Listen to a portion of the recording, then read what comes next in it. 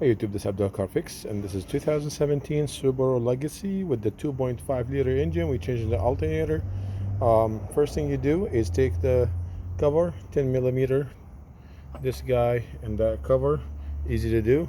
Take it off, and then you take the belt. The belt is 15 mil. You can use a wrench like that or a socket, whatever works for you. This is the tensioner. You just loosen it, then you get it off the alternator.